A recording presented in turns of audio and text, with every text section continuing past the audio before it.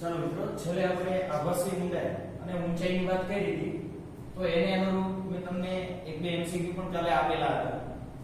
તો આજે એવો જ એક સ્વાધ્યાયનો દાખલો જોઈએ તો જેનાથી આપણો કોન્સેપ્ટ વધારે ક્લિયર થાય. જો અહીંયા શું કીધું છે? અહીંયા કીધું છે એક ટાંકીને 12.5 સેન્ટીમીટરની ઊંચાઈ સુધી પાણીથી ભરવામાં આવે છે. એક ટાંકી દોર નાખી આપણે. એક ટાંકી છે, આ ટાંકીને 12.5 સેમી ઊંચાઈ સુધી પાણીથી ભરેલી છે. પાણી છે, બરાબર છે. આપણને ઊંચાઈ કીધી છે 12.5 સેમી. આ 12.5 સેન્ટીમીટર સુધી પાણી ભરેલું છે.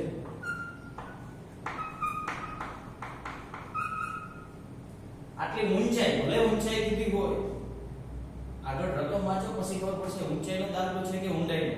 એ કેવી રીતે નક્કી થાય? મેં તમને કીધું હતું, અવલોકનકાર અને વસ્તુ કયા માધ્યમમાં છે એના આધારે તમને ખબર પડે કે આ આભાસી ઊંચાઈ કે આભાસી ઊંડાઈનો દાખલો છે. હજી બરાબર? એના માટે કેવી રીતે યાદ રાખવાનું? આપણા ઘરે કૂવો હોય તો કૂવોમાં આપણે કેવી રીતે જોઈએ? ઉપરથી. એટલે કૂવોમાં આપણે કે કૂવો કેટલો ઊંડો છે, મતલબ જોવા વાળો બહાર છે, જોવા વાળો બહાર થઈ ગયો તો વાત થાય છે ઊંડાઈ. જો વાળો અંદર હોય તો આપણે કે કેટલો ઊંચો છે, જો વાળો અંદર હોય તો ઊંચાઈની વાત થાય, મતલબ વસ્તુ બહાર હોય. સમજાઈ ગયું? 12.5 સેન્ટીમીટર ઊંચાઈ સુધી પાણી ભરેલું છે. ટાંકીના તળિયે રહેલી સોય, અહીંયા એક સોય છે, હું મને નાની એવી બીજું વસ્તુ વડે દર્શાવી દઉં. આ સોય મૂકેલી છે. ઈ સોયની આભાસી ઊંડાઈ, જો આભાસી ઊંડાઈ માઇક્રોસ્કોપ વડે માપતા તે 9.4 સેન્ટીમીટર જેટલી મળે છે. તો દેખીતું જ છે પાણીની અંદર સોય છે. હવે આને જોવાની કીધી છે, માઇક્રોસ્કોપ વડે જોઈએ, કારણ કે નાની છે એટલે દેખાતી નથી, એટલે માઇક્રોસ્કોપ વડે જોવામાં આવે છે. તો આ આપણને આ જગ્યાએ દેખાય ના, કઈ જગ્યાએ? ક્યાંક ઉપર દેખાય. ફાઇનલ ને? એટલે જોવાળો ક્યાં હોય? બહાર જઈશે, કીધું નથી, પણ જોવાળો બહાર જ હોય, કારણ કે વસ્તુ ક્યાં છે? માધ્યમની અંદર છે. આ એવું સમજી લો, આ જ માઇક્રોસ્કોપ છે તમારો. માઇક્રોસ્કોપ શું છે? આ જ છે, એવું સમજી લો. બરાબર છે? અને આપણે માઇક્રોસ્કોપની બાજુમાંથી તો જોતા આવીશું. બરાબર છે? આ જ માઇક્રોસ્કોપ છે એવું સમજી લો. આ ખાલી સાદું માઇક્રોસ્કોપ જ છે, યાદ રાખજો. બરાબર છે? પરંતુ અહીંયા જે વાત કરે છે એ આપણા સાધનની વાત કરે છે. માઇક્રોસ્કોપ, આ માઇક્રોસ્કોપ છે એવું સમજી લો. એના વડે આ સોયની આભાસી ઊંડાઈ, ઊંડાઈ ક્યાંથી મપાય? ઉપરથી. ઉપરથી મપાય આ નીચે તરફ. અને એ આભાસી કીધું છે, એટલે આ સોય અહીંયા છે, એની જગ્યાએ અહીંયા ક્યાંક દેખાય છે, એ ફાઇનલ છે. રેડી? એટલે આ વસ્તુ હતી તો આ તો ઓરિજિનલ હતી. જો બીજી વસ્તુ તમને જ્યારે આ એની રકમમાં એક ટાંકીને 12.5 સેન્ટીમીટર ઊંચાઈ સુધી પાણીથી ભરેલી છે, આમાં એવો ક્યાંય શબ્દ નથી વાપર્યો એને જોતા, એને દેખતા. માત્ર એવું કીધું 12.5 સેમી સુધી પાણી ભરેલું, એવો શબ્દ નથી વાપરેલો જોતા કે દેખતા. એનો અર્થ એવો થયો કે આ ઓરિજિનલ છે. હવે એને કીધું કે માઇક્રોસ્કોપ વડે માપતા, મતલબ માઇક્રોસ્કોપ થી જોઈએ છે તો આટલું દેખાડું. જે દેખાય, જે જોવા મળે એ આભાસી હોય. ત્યારે પણ કીધું, અહીંયા પણ કીધું માઇક્રોસ્કોપ વડે માપતા, મતલબ માઇક્રોસ્કોપની મદદથી જોતા તે આટલી દેખાય છે. અથવા તો આ સ્પષ્ટ કહી દીધેલું છે આભાસી ઊંડાઈ. ક્લિયર થયો પોઈન્ટ? એટલે H O થયા, તો આ તમારા માટે થઈ ગયા H I આભાસી. ઈ આપેલા છે તમને 9.4 સેન્ટીમીટર. હવે કીધું છે તો પાણીનો વક્રી ભવનાંક, એટલે આનો જે માધ્યમ છે એનો વક્રી ભવનાંક. પાણી માટે ઈટા શોધવાનો કીધો છે. જો જ્યારે પણ આભાસી ઊંચાઈની વાત આવે ત્યારે 1 2 નામ ક્યારેય નહીં આપી, ક્યારેય નહીં. ખાસ યાદ. કેમ? કારણ કે સૂત્રમાં મેં તમને પાતળું અને ઘટ માધ્યમ શીખડાવેલું છે. કઈ રીતે? તો મેં તમને કીધું વસ્તુ અવલોકનકાર જે માધ્યમમાં હોય એ માધ્યમ પહેલા રાખવાનું, એના નીચે વસ્તુ હોય. કોઈ પણ સૂત્ર હોય, ઊંડાઈનું હોય કે ઊંચાઈનું. આ ક્લિયર થઈ ગયું? ચાલો પહેલા અહીંયા સુધી કીધું છે તો અહીંયા સુધીની ગણતરી કરી પછી આપણે આગળ વધીએ. હવે અહીંયા બધી વસ્તુ લખેલી છે, HO HI અને ઈટા શોધવાનો છે. ચાલો તો હવે કયો કેસ થયો આ જો વાળો બહાર છે, જો વાળો વ્યક્તિ બહાર છે, અવલોકનકાર બહાર, નીચે જોવે છે, નીચે ઊંડાઈની વાત છે, ઊંડાઈ આભાસી અને સાચી ઊંડાઈ માટે ચાલો સૂત્ર બોલો, જ્યારે પણ આભાસી સાચું આની વાત આવે એટલે આ સૂત્ર આવતું હોય, બોલો કયું સૂત્ર તો કેવી રીતે યાદ રખાય તો HI ના છેદમાં HO, ઉપર HI નીચે HO, આ તો સૂત્ર જ છે, આમાં કોઈ ચેન્જ આપણે નહીં કરી, બરાબર? ઉપર ઈટા આવશે, નીચે ઈટા આવશે, પણ કેવી રીતે યાદ રાખવાનું મેં તમને કીધું, અવલોકનકાર જ્યાં હોય એ પહેલા, અવલોકનકાર કેવા છે? પાતળા માધ્યમમાં, નીચે ઘટ માધ્યમ. ક્લિયર થઈ ગયું? ચાલો તો હવે આપણે આની અંદર ગણતરી કરી.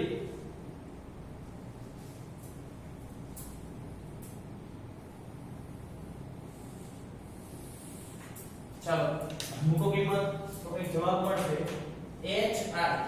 HI તો આપેલા છે 9.4 સેન્ટીમીટર.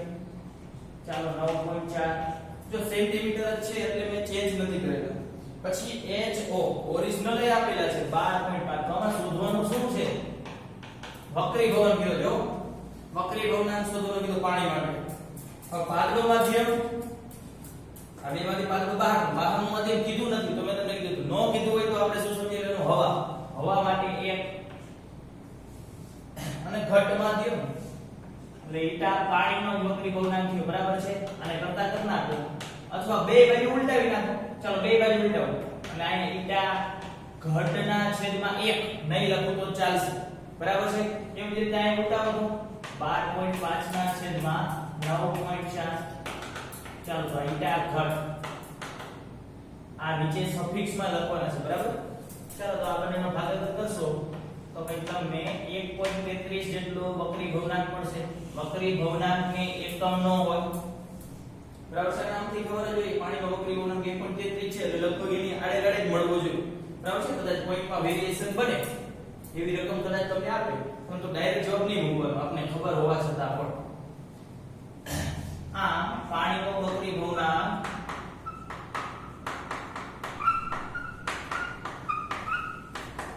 1.33 છે, બરાબર? આ પહેલો પ્રશ્ન પૂછ્યો તો આપણે. ચાલો હવે હજી આગળ કઈ કીધું છે? જો 1.63 વક્રી ભવનાંક વાળા પ્રવાહી, કોઈ પ્રવાહી છે એનો વક્રી ભવનાંક 1.63 છે, એને પાણીના બદલે તેટલી જ ઊંચાઈએ ભરવામાં આવે. અહીંયા પાણી ભરેલું હતું, આ શું હતું? પાણી હતું.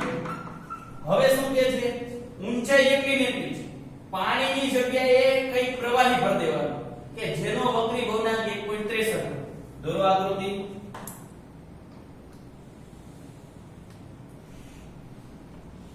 ચાલો આ પાત્ર આ ટાંકી હતી એમના કેટલી ઊંચાઈ સુધી કીધું છે? કેટલી ઊંચાઈ સુધી?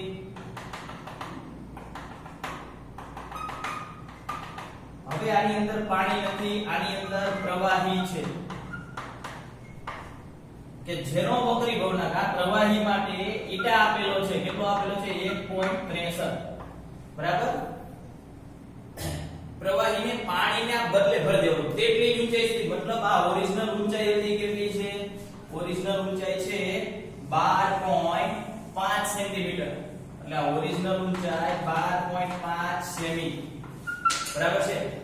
પછી તો તમે કીધું તો 100 પર 100 તો આયા છે જ, 100 આયા નીચે તળિયે હતી, બાકીનું બધું એમનો પાણીના બદલે પ્રવાહી ભરવાનું કીધું.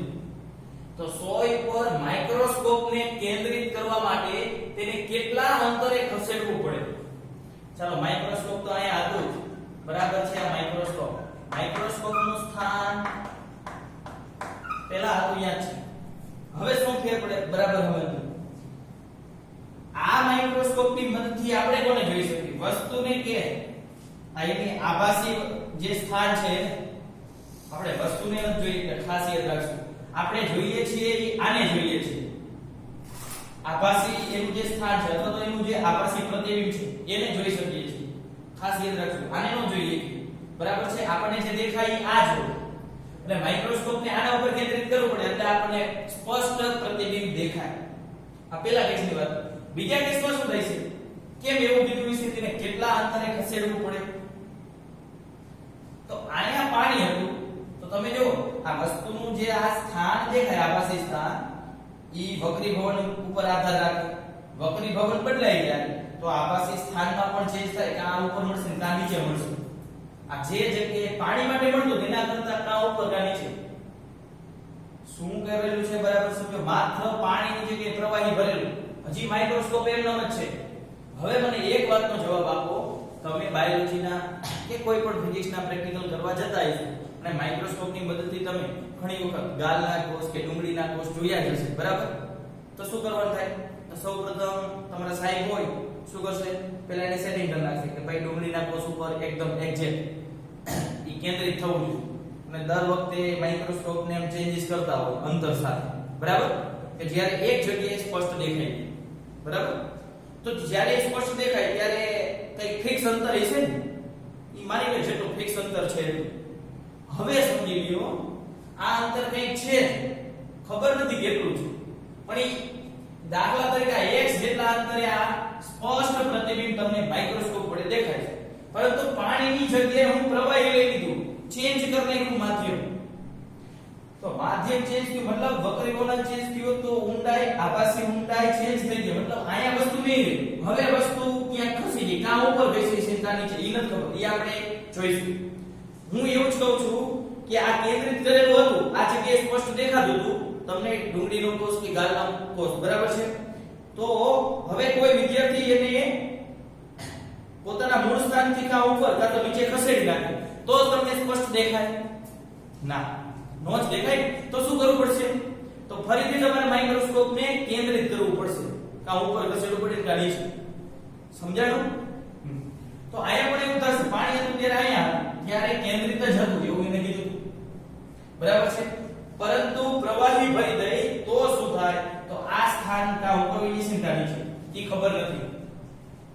અત્યારે હું લખતો નથી ઈ કઈ જગ્યાએ સ્થાન મળે ઈ આપણે પહેલા શોધી લઈએ પછી કઈ ઉપાય મળશે.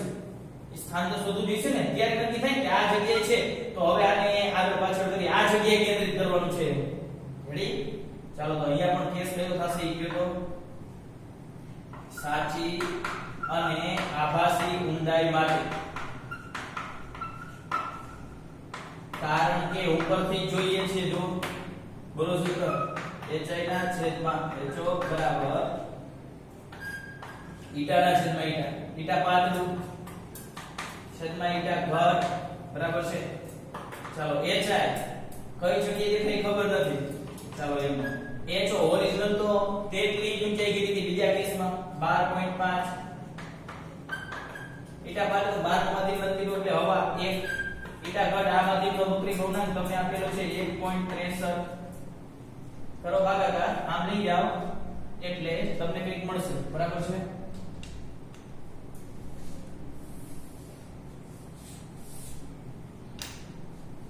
ચાલો તો HI ને કરતા કરું 12.5 ગુણ્યા 1 એટલે 12.5 છેદમાં 1.63 એટલે તમે આ 12.5 ભાગ્યા 1.63 કરશો એટલે આ ભાગાકાર લગભગ 7.7 સેન્ટીમીટર મળશે. સેન્ટીમીટર ઊંડાઈ છે, ઊંચાઈ છે સેન્ટીમીટરમાં. આનો અર્થ શું થયો? ઊંડાઈ. આ ઊંડાઈ છે ને ઉપરથી જોતા એટલે ઊંડાઈ મળે. એટલે ક્યાંથી માપવાની હોય? ઉપરથી. ઉપરથી કેટલા અંતરે મળ્યું? ઉપરથી 7.5 સેન્ટીમીટર સોરી 7.7 સેન્ટીમીટર અંતરે આપણને મળ્યું. આટલા અંતર 7.7 સેન્ટીમીટર અંતર મળ્યું. પાણી હતું ત્યારે આ અંતર કેટલું હતું? 9.4. 9.4 મતલબ વધારે ઊંડાઈ હતી. આ વસ્તુ જે 9.4 ઊંડાઈ હતી એના કરતા ઉપર ખસી ગઈ. તો હવે મને કહો અહીંયા કેન્દ્રિત હતું ઉપરથી 9.4 સેન્ટીમીટર હોય તો પરફેક્ટ દેખાતું હતું. પરંતુ મેં તમને કીધું એમ ડુંગળીનો એકવાર કેન્દ્રિત કરી નાખ્યા પછી તમે એ વસ્તુને ઉપર કે નીચે ખસેડશો તો સ્પષ્ટ નહીં દેખાય. સમજાયું? તો અહીંયા શું થયું? અહીંયા વસ્તુ રહી ઈ જે જગ્યાએ હતી એના કરતા ઉપર મળી. જો તો કેમ ખબર પડે? કારણ કે ઉપર ત્યાં 7.7 સેમી અંતર છે ને અહીંયા 9.4 સેન્ટીમીટર અંતર છે. એટલે વસ્તુ અહીંયા જતી એનો પ્રતિબિંબ જોઈ આ જગ્યાએ પાણી માટે હતું, પ્રવાહી માટે ઉપર થઈ ગયું. બરાબર છે. આ જગ્યાએ પાણી માટે પ્રતિબિંબ હતું એટલે I કહી દો. I ડેશ નામ નો આપો તો પણ કઈ વાંધો નથી. ખાલી આ માત્ર સમજવા માટે. આ પાણી માટે હતું, યાદ રાખજો પ્રતિબિંબ. અત્યારે પ્રવાહી માટે આ મળ્યું આપણને. તો આ જગ્યાએ સ્પષ્ટ દેખાતું હતું પાણી હોત તો, પણ પ્રવાહી આવ્યો એટલે પ્રતિબિંબ અહીંયા મળ્યું તો સ્પષ્ટ ન દેખાય. માઇક્રોસ્કોપ તો અહીંયા છે એટલે હવે શું કરવું પડે? આપણે ખસેડવું પડે. કઈ તરફ ખસેડવું પડે વિચારો. તો હું તમને એમ કહું કે દાખલા તરીકે 5 સેમી અંતર હોય માઇક્રોસ્કોપ અને આના વચ્ચે વસ્તુ વચ્ચે, સોરી એના પ્રતિબિંબ વચ્ચે, ત્યારે સ્પષ્ટ દેખાતું હોય. અને જો હું નીચે લઈ જાઉં 2 સેન્ટીમીટર પ્રતિબિંબ વસ્તુને નીચે લઈ જાઉં તો મારે માઇક્રોસ્કોપને 2 સેમી નીચે રાખવું જોઈએ, તો જ 5 સેમી અંતરે 5 સેમી અંતરે સ્પષ્ટ દેખાય. ફોર એક્ઝામ્પલ 5 સેન્ટીમીટર લીધું. સમજાણો અર્થ કાંઈ? જો હું 2 સેન્ટીમીટર ઉપર લઉં તો આ 2 સેન્ટીમીટર ઉપર લેવું પડે તો જ એટલા વચ્ચેનું અંતર જળવાય, ત્યારે સ્પષ્ટ દેખાતું. ઈ જેટલા અંતરે સ્પષ્ટ દેખાય એટલું અંતર દરેક વખતે જળવાવું જોઈએ વસ્તુ અને માઇક્રોસ્કોપ વચ્ચેનું. ક્લિયર? તો હવે મને જવાબ આપો. આ જગ્યાએ સ્પષ્ટ પ્રતિબિંબ રચાતું તો આ બે વચ્ચેનું જેટલું અંતર હોય એટલું. આ વસ્તુ ઉપર જેટલી ખેંચી એટલી આ ખસેડવી પડે. તો આ કેટલી ખેંચી ઉપર ઈ કેવી રીતે ખબર પડશે? સાહેબ આ અંતર એટલે 9.4 યાદ છે? આ 9.4 સેન્ટીમીટર અંતર હતું. આ પાણી માટેની વાત કરી હતી મેં તમને કીધું. અને આ મળ્યું 7.7. આ કેટલી ખસી જાય પ્રતિબિંબ આટલું ખેંચ્યું, આટલું. તો આ જેટલું ખસે એટલું ઉપર ખસેડવું પડે. કેમ? કારણ કે આયા વસ્તુ હતી, વસ્તુનું પ્રતિબિંબ પેલા આયા હતું, પછી ઉપર ખેંચ્યું એટલે માઇક્રોસ્કોપ ઉપર. કદાચ જો આયા વસ્તુ પેલા હતી અને ઈ જો એનો પ્રતિબિંબ નીચે મળ્યું, આની જગ્યાએ નીચે મળ્યું નામ, તો માઇક્રોસ્કોપ નીચે ખસેડવું પડે. સમજાણો? આ માઇક્રોસ્કોપને ઉપર તરફ, આ સમજાય? ઉપર તરફ કેટલું ખસેડવું પડે? તો કે 9.4 - 7.7 એટલે લગભગ મળશે 1.7 સેમી ખસેડવું પડે.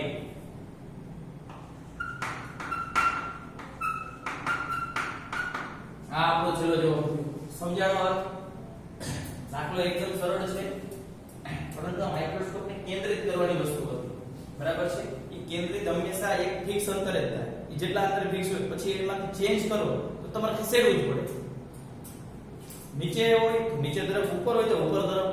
એ જેટલી વસ્તુ કે પ્રતિબિંબ જેટલું ખસેડવું એટલું ઉપર તરફ કે નીચે તરફ ખસેડવું પડે. બરાબર છે? સ્ક્રીનશોટ લઈ લેજો મિત્રો. બરાબર છે? ચાલો ત્યાર પછી નેક્સ્ટ બુકમાં આપણે પાછા આવીએ. આપણે ઘણી બધી વાત કરી. બરાબર છે? ઊંડાઈ, ઊંચાઈ. તો શું કામ એવું થતું હતું? આભાસી ઊંડાઈ, ઊંચાઈ કેમ એવું જોવા મળે? તો કે વક્રીભવનના કારણે કિરણો વાંકા વળી જતા હતા એના. તો વક્રીભવનના કારણે હજી પણ આવી જ કઈ ઘટના જોવા મળે છે. ખરેખરો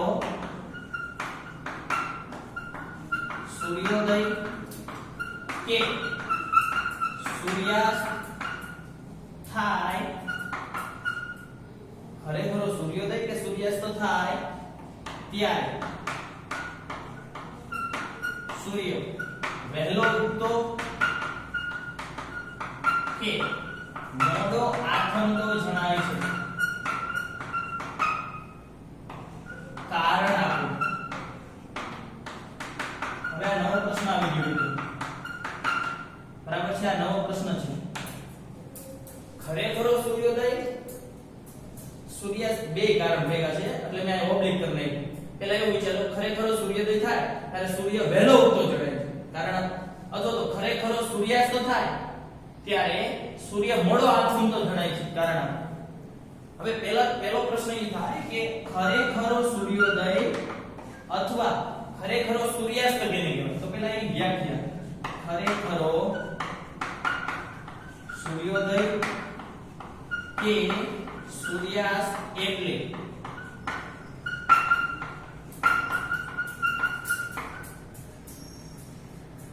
ખરેખર સૂર્યોદય કે સૂર્યાસ્ત થાય એનો અર્થ શું થાય? તો કે સૂર્યનું ખરેખર ક્ષિતિજ હોય. સમક્ષિતિજ એટલે ખબર પડે ને, સીધી રેખા જે ખરેખર કલ્પના કરવાની છે. આપણે આમ દૂર સુધી જોઈએ તો આપણને પછી એમ લાગે હવે આપણે કઈ છે નહીં, અહીંયાથી આમ વળાંક આવી આ ક્ષિતિજ છે. પણ જ્યારે ઉગતો હોય સૂર્ય ત્યારે આપણે એમ થાય થોડો ભીગો અડધો ભીગો પછી સંપૂર્ણ દેખાય. તો એક ક્ષિતિજથી સૂર્યનો ખરેખર સૂર્યોદય અથવા સૂર્યાસ્ત એટલે સૂર્યનું સ્થાન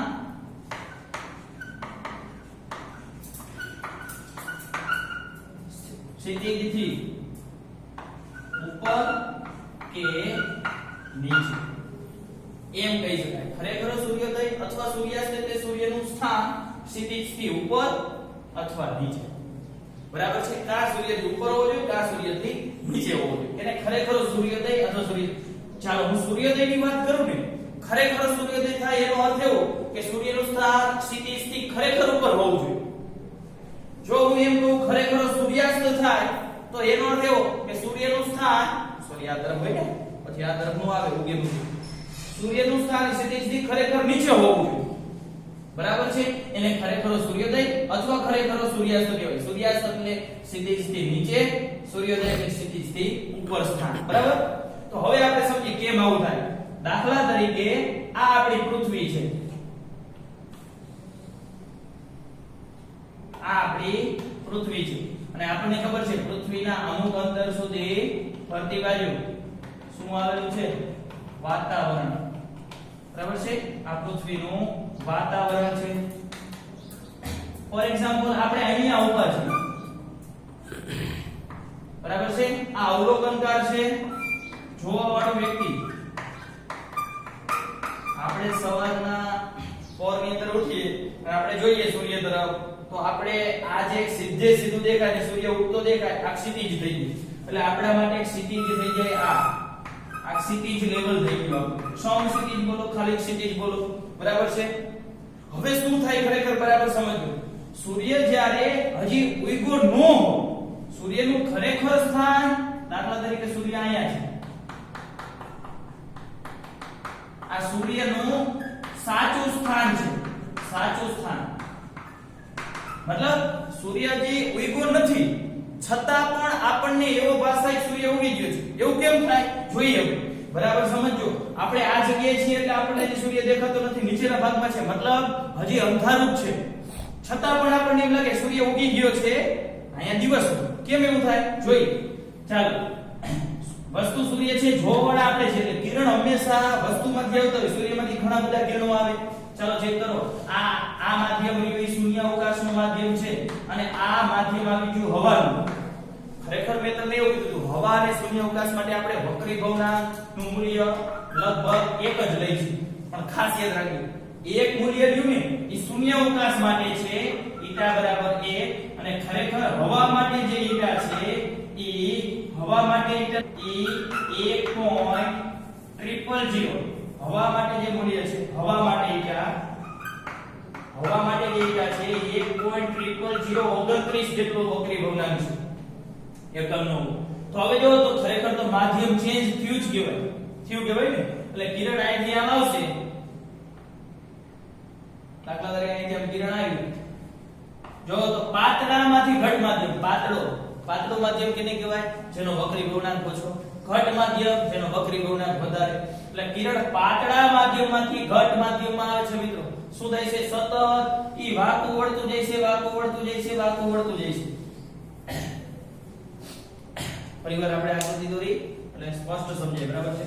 દાખલા તરીકે આ સૂર્ય છે. બરાબર. નાના હતા ત્યારે બધા ઓલું કુદરતી દ્રશ્ય બહુ જોયા એટલે હાલમાં આવડતું છે. દોરજો બધા કરે. બરાબર. ચાલો, આ કિરણ નીકળ્યું. બરાબર છે. પાતળામાંથી ઘટ માધ્યમમાં સતત વાંકું વળે. હવે આ તમે લંબ દોરો તો લંબ આ થાય એટલે લંબ તરફ વાંકું વળશે એટલે કિરણ સતત આમ વાંકું વળતું જાય છે અને અંતે અવલોકનકારની આંખમાં પ્રવેશ. આવી રીતે ઘણા બધા કિરણો આવતા હોય. બીજું આવતું છે, ત્રીજું આવતું છે. આપણે માત્ર એક કિરણ દોર્યું પરંતુ આ કિરણો ક્યાંય ભેગા નહીં થાય. એટલે આપણે શું કરવું પડશે? આવા કિરણોને પાછળ તરફ લંબાવી. એટલે પાછળ તરફ હું આવી રીતે આમ લંબાવીશ. આવી રીતે અહીં નદી આવતું હોય બીજું કિરણ પાછળ જવા દો, ત્રીજું કિરણ પાછળ જવા દો તો તમને સૂર્ય આ જગ્યાએ દેખાય છે. બરાબર છે. સૂર્ય કઈ જગ્યાએ દેખાય છે? આ જગ્યાએ. એટલે સૂર્ય ખરેખર અહીંયા હતો, સૂર્ય અહીંયા હતો તમને ખરેખર સ્થાન કઈ જગ્યાએ દેખાણું? આ સૂર્ય હતો,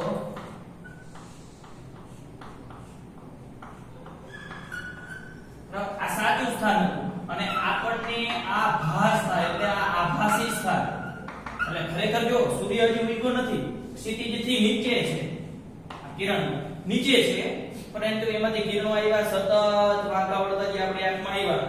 હવે આ કિરણ આમ થઈ ગયું જો આવી રીતે તો સૂર્ય કિરણ આવ્યું વાંકું વળતું ગયું આમ આંખમાં આવ્યું. હવે આવા કિરણો તો બધાય આમ જ આવશે, પરંતુ આ બધા કિરણો ભેગા નતા એટલે મારે પાછળ તરફ લંબાવવા પડશે એટલે મેં પાછળ તરફ લંબાવ્યો ઉપર તરફ. એટલે આપણને સૂર્ય આયા દેખાઈ ગયો, હજી ઉગ્યો તો છે જ નહીં પણ દેખાણો આયા એટલે આપણે એમ લાગે સૂર્યોદય થઈ ગયો, પ્રકાશ આવી ગયો. સમજાણો? લાઈટ થઈ તો એવું જાણવા મળ્યું. એટલા માટે આવું થાય. કેમ આવું થયું? તો કે વક્રીભવનના કારણે આવું જોવા મળે છે. બરાબર? તો એવું પણ જોવા મળ્યું કે આ સૂર્યનું જ્યારે આ વક્રીભવનના લીધે સૂર્યનું સ્થાન વક્રીભવનના લીધે લગભગ 0.5 ડિગ્રી જેટલું આભાસી સ્થાનાંતર મળે છે. આભાસી સ્થાનાંતરનો અર્થ કે ભાઈ આ લગભગ સૂર્ય અહીંયા હોય અને આ કિરણો અહીંયાથી આમ આવે અને આપણે એને પાછળ તરફ ધકેલીએ તો આ જે અંતર આપણને જોવા મળે એ 0.5 ડિગ્રી જેટલું આમ ખસેલું મળે. 0.5 ડિગ્રી જેટલું ખસેલું. સમજાણો? આ કેટલું જોવા મળે છે? 0.5 ડિગ્રી જેટલો ખસેલો જોવા મળે એવું જાણવા મળ્યું. તો હવે આપણે નક્કી કરીએ કે એના માટે કેટલો વહેલો ઉગતો જણાય છે. 5 મિનિટ, 10 મિનિટ, 15 મિનિટ, બરાબર છે? તો હવે મને જવાબ આપો. એ સૂર્ય જેમ આમ ખસે એમ એનું સ્થાનાંતર તો આમ થવાનું જ છે. બરાબર છે? આભાસી સ્થાન. તો હવે મને કે સૂર્યને આમ એક રોટેશન થવા આમ થોડું ખસવા માટે કેટલો સમય લાગે એ નથી ખબર, પણ તમને એટલી તો ખબર પડે કે સૂર્ય અહીંયા હોય અહીંયાથી આમ ફરીથી પાછો અહીંયા પહોંચવા માટે એટલે કેટલું સ્થાનાંતર થયું? 360 ડિગ્રી. 360 ડિગ્રી સ્થાનાંતર થાય તો એને કેટલો સમય લાગે? 24 કલાક ફરીથી એની જગ્યાએ આવવા માટે. 12 કલાક નહીં, 12 કલાકે તો ઉગતો હોય અને આથમી જાય. 24 કલાકે તો 360 ડિગ્રી સ્થાનાંતર થઈ જાય. તો 360 ડિગ્રી સ્થાનાંતર થવા માટે કેટલો સમય લાગે? લાગતો સમય કેટલો છે? 24 કલાક. 24 કલાક સમય લાગે છે. બરાબર? તો આપણે તો કેટલું સ્થાનાંતર જોઈએ છે? માત્ર 0.5 ડિગ્રી સ્થાનાંતર માટે લાગતો સમય કેટલો? પરંતુ જોઈ જો આ કલાકમાં છે હો, એટલે હું એને આ ડાયરેક્ટ મિનિટમાં કરી નાખું. આ 0.5 ગુણ્યા 24 કલાક હતી, કલાકની મિનિટ 60 મિનિટ. બરાબર છે? પૂરું સેકન્ડમાં જવાબ આવશે. 60 મિનિટ. 1 કલાકની જગ્યાએ 60 મિનિટ છેદમાં 360 ડિગ્રી. બરાબર છે? બધું સાદું આપશો એટલે તમને જવાબ મળશે 2 મિનિટ. સમજાણો અર્થ? કેટલો જવાબ મળશે? 2 મિનિટ. તો આનો અર્થ થયો કે 0.5 ડિગ્રી જેટલું આભાસી સ્થાનાંતર મળે છે એવું પ્રયોગો દ્વારા જાણવા મળ્યું છે. બરાબર? એટલે આ તો આપણે યાદ રાખવું જ પડે. તો એના માટે કેટલો સમય લાગે? 2 મિનિટ. હજી સૂર્યોદય ઉગ્યો ન હોય તો 2 મિનિટ પહેલા આપણને એમ થઈ જાય કે સૂર્ય ઉગી ગયો. એવું ને એવું આથમે ગયા. સૂર્ય જે આથમો ન હોય, હજી ઉપર હોય અને સ્થાનાંતર સતત રીતે થાય અને પાછળ તરફ આપણે લંબાવી તો શું થાય? હજી સૂર્ય તો આથમો જ નથી. આ પરિસ્થિતિને એવું સમજી લો સૂર્ય આથમેલો છે. બરાબર? સૂર્ય આથમેલો છે તો આ રીતે તમે કિરણ આપો છો. કિરણ તો વસ્તુમાંથી નીકળે, પ્રતિબિંબમાંથી ન નીકળે. એટલે આ કિરણ આવ્યા પાછળ તરફ લંબાવશું. પહેલા આપણે આ જ વસ્તુને એવું સમજ્યા કે આ ઉગે છે અને આ જ વસ્તુને એવું સમજો કે આથમે છે. ખરેખર આ તરફ નો આથમે આ તરફ. બરાબર છે? પરંતુ આ સમજો સૂર્ય આથમી ગયો પરંતુ કિરણ આવશે તમે પાછળ તરફ લંબાવશો તો સૂર્ય તમને ઉપર મળશે. મતલબ હજી આપણે લાગે હા હજી અંધારું થયું નથી, હજી સૂર્ય આથમો નથી. રાઈટ થઈ? તો ફરીથી ખરેખર સૂર્યોદયનો અર્થ શું થાય? સૂર્યનું ક્ષિતિજથી ઉપરનું સ્થાન એને ખરેખર સૂર્યોદય કહેવાય. સૂર્યાસ્ત એટલે સૂર્યનું ખરેખર ક્ષિતિજથી નીચે તરફ, ત્યારે એમ કહેવાય સૂર્યાસ્ત થઈ ગયું. બરાબર? આવું કેમ થાય? તો કે પૃથ્વીની આજુબાજુ વાતાવરણ છે, શૂન્યાવકાશનો વક્રી ભવનાંક 1 છે જ્યારે હવાનો વક્રી ભવનાંક લગભગ 1.0029 છે. આમ સૂર્યના સાચા સ્થાનમાંથી જ્યારે પ્રકાશનું કિરણ શૂન્યાવકાશમાંથી હવાના માધ્યમમાં પ્રવેશે ત્યારે વક્રીભવન અથવા તો માધ્યમ બદલવાના લીધે તે સતત વાંકું વળે છે, અનિયમિત રીતે વાંકું વળતું જાય છે અને એને જ્યારે આપણે પાછળ તરફ લંબાવીએ ત્યારે સૂર્યનું આભાસી સ્થાન ક્ષિતિજની બીજી બાજુએ મળે છે. એક તરફ હતો સૂર્ય તો એની બીજી બાજુએ એનું આભાસી સ્થાન મળે. આવું બેમાં થાય, સૂર્યોદય વખતે અને સૂર્યાસ્ત વખતે. સમજાણું? એટલા માટે આપણે કહી શકીએ કે ખરેખર સૂર્યોદય અને સૂર્યાસ્ત થાય ત્યારે સૂર્ય વહેલો ઉગતો અથવા મોડો આથમતો જણાય છે. રેડી? અને એ કેટલા મિનિટ તો કે એવું જાણવા મળ્યું સૂર્યનું જે સ્થાન રહ્યું વક્રીભવનના લીધે 0.5 ડિગ્રી જેટલું આભાસી સ્થાનાંતર મળી જાય એના સ્થાનમાં. તો હવે સમય આપણે મેળવ્યો છે 360 ડિગ્રી થાય તો 24 કલાક લાગે. તો 0.5 ડિગ્રી માટે કેટલો સમય લાગે? મેં મિનિટ કરી નાખ્યા, 1 કલાકની ડાયરેક્ટ મિનિટ મૂકી દીધી, બરાબર? એટલે 2 મિનિટ 0.5 ડિગ્રીનું સ્થાનાંતર થાય તો 2 મિનિટમાં સમયમાં ફેરફાર પડે. 2 મિનિટ વહેલો તો 2 મિનિટ મોડો આથમતો એવું લાગે, બરાબર? 0.5 ડિગ્રી માટે 0.5 ડિગ્રી માટે સમજાણો વાત? પછી આપણે કે તમે 2 ડિગ્રી માટે કે 1 ડિગ્રી માટે કે તો ગણતરી કરતા આવડે? આ જ રીતે ગણતરી કરવાની. આ સ્પષ્ટ થઈ ગયું. હજી એકવાર કહી દઉં છું, દાખલા તરીકે સૂર્યાસ્ત છે તો સૂર્ય આથમી ગયો હોય છતાં પણ આથમી ગયો એટલે મતલબ નીચે વહી ગયો છે ખરેખર, તો તમે અહીંયાથી કિરણ લાવો પાછળ તરફ લંબાવો તો સૂર્ય હજી આથમો નથી એવું લાગે તમને, કારણ કે સૂર્ય તમને દેખાય આ દેખાય, આ નથી દેખાવાનું, એટલે મોડો આથમે છે એવું લાગશે. ઉગવાની વાત કરું તો સૂર્યનું સ્થાન તો અહીંયા જ છે, નીચે ઉગે ત્યારે નીચે હોય, આથમી ગયો એટલે ખરેખર નીચે છે. તો આમાંથી કિરણ આવે કે ઉપર આવી, હજી ઉગ્યો નથી તો એમ લાગે ઉગી ગયો છે, મતલબ વેલો ઉગ્યો એવું લાગે. સમજાણું? તો આ રીતે આના નીચેનું ઉદાહરણ છે 9.5. તમે આના ઉપરથી જાતે ગણતરી કરી શકશો, તો એ તમે હોમવર્કમાં કરી નાખજો, બરાબર છે?